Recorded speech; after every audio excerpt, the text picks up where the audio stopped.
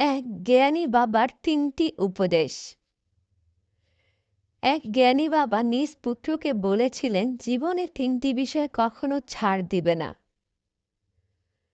ভালো খাবার খাবে, ভালো বিছানায় ঘুমাবে, ভালো ঘরে বসবাস করবে।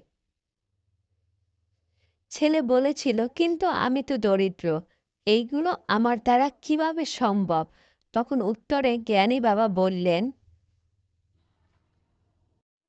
এক, যখন প্রচণ্ড খিদে পাবে তখন খাবে, সেই খাবারই হবে সবচেয়ে ভালো খাবার। ২, যখন কাজ করতে করতে ক্লান্ত হয়ে যাবে তখন ঘুমাবে, যেখানে ঘুমাবে সেটাই হবে ভালো বিছানা।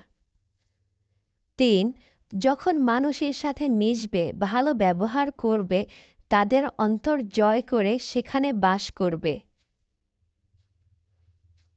সেটাই হবে তোমার